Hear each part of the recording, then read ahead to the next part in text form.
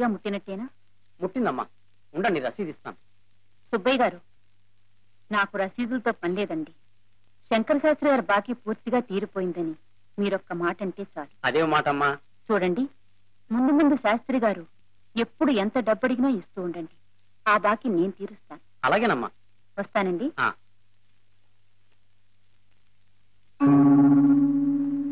సుబ్బయ్య గారు, శాస్త్రి గారు వస్తున్నారు. ఆయనకు నా గురించి ఏం చెప్పకండి. రండి పంతులు గారు, రండి, కూర్చోండి. నీ దగ్గర ఇంతకు ముందే చాలా డబ్బు అప్పుగా తీసుకున్నానయ్యా. మళ్ళీ ఆ పని మీద నీ దగ్గరికి రాకూడదనే అనుకున్నాను, కానీ రాక తప్పలేదయ్యా. అదేం మాట పంతులు గారు, డబ్బు కావాలా? అవునయ్యా, పిల్ల పెళ్లి చేయబోతున్నాను. ఈసారి నువ్వు నోటి మాట మీద అప్పు ఇవ్వక్కర్లేదు సుబ్బయ్య. ఈ గడ్డపిండారాన్ని చూసావా? ఇది ఒక ఆభరణం అని నేనెన్నడూ అనుకోలేదయ్యా. ఇది నా శరీరంలో ఒక భాగమేనని, కట్టెల మీద ఈ కట్టెతో పాటు ఇది కాలి బూడిదైపోతుందని అనుకున్నాను తప్ప ఇలాంటి అవసరం వస్తుంది అనుకోలేదయ్యా. డబ్బు రూపంలో దీని విలువెంతో నాకు తెలియదు. ఇది తాకట్టు పెట్టుకుని డబ్బు అప్పి. మీలో ఉన్న సరస్వతీదేవికి ప్రజలు తొడిగిన ఆభరణం ఇది. దీనికి విలువ కట్టే స్తోమత, అర్హత నాకు లేవయ్య గారు. మీకెంత డబ్బు కావాలంటే అంత డబ్బు నేను సంతోషంగా ఇస్తాను.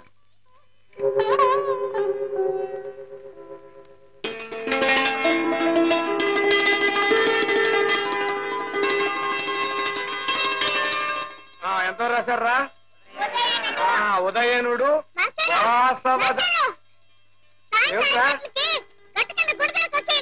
ఎందుకురా? సాయంత్రం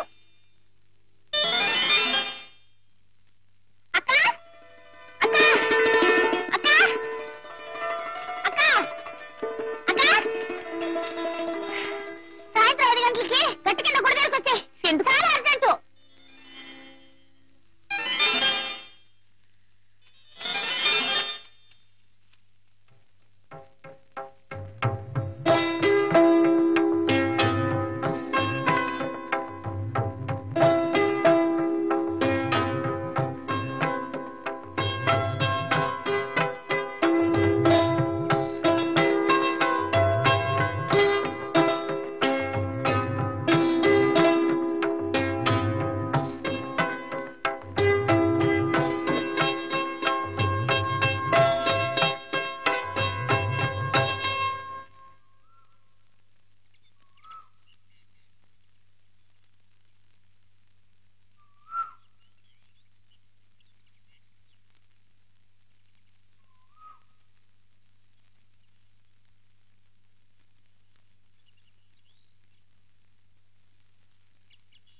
పలుకే బంగారమాయనా కోదండ పాణి, పలుకే బంగారమాయనా,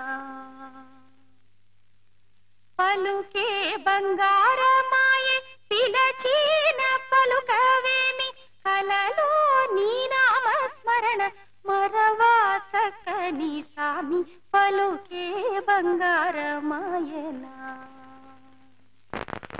ఏమిట్రా, ఏమిటిదంతా? అంతా మీ మంచికే.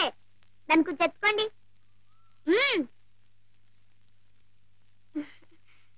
అయ్యగారు మీ ఇద్దరు పెళ్లి ఒప్పుకున్నారు. అందుకని మీరిద్దరు సంతోషంగా దేవుడి దర్శనం చేసుకుంటారని రమ్మన్నాను. ఇక మీ ఇష్టం.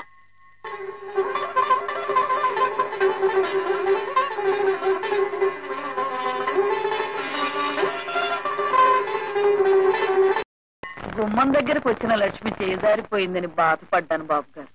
తమంతట తమరే పిలిచి పిల్లనిస్తున్నారంటే ఇదంతా మా కాముడు సుఖం. మా వాడు ఎప్పుడు అంతేనమ్మా. సొంటి కొమ్మేననుకోండి, కళ్ళల్లో పెట్టుకుంటే భక్కున మండుతుంది, ఆ తర్వాత మంచు ముక్కలే చల్లబరుస్తుంది. సుందరం బాగవుతారేనా? మాట ఇది కటు, మనసు వెన్నపూస. ఇక శుభలేఖల పని పూర్తయినట్టే. పోతే నువ్వు ఒప్పుకుంటావనే నమ్మకంతో నేను ఒక మాట ఇచ్చాను రా. ఏమిట్రా అది? మన శేషాచలం గారి హాలు ఎవరో తీసుకుని రీమోడల్ చేసి దానికి రంగులు అవి వేసి ఆర్భాటంగా తయారు చేశారురా. మన అమ్మాయి పెళ్లి రోజునే దాని ప్రారంభోత్సవం కూడాను. అలాగా? ఆ హాలుని నీ కచేరీతో పునఃప్రారంభించాలని వాళ్ళ కోరిక. వాళ్ళు వచ్చి నన్ను అడిగారురా. నేను సరేనమ్మా. బాబుగారి కచేరియా?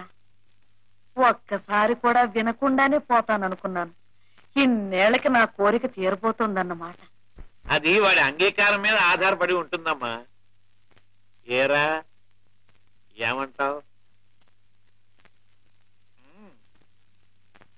అలాగే.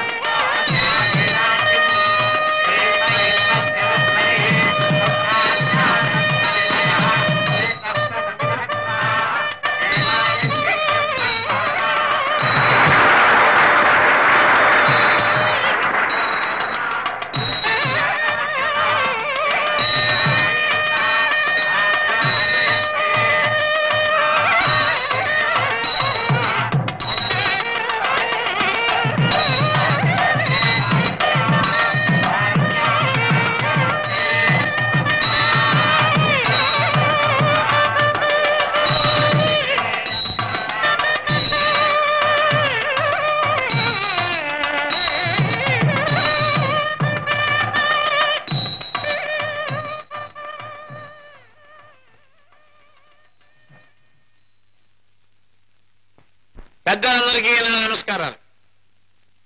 అపర సరస్వతి అవతారమూర్తి అయిన ఈ కళామూర్తిలోని కళను వర్ణించే శక్తి నాకు లేదు.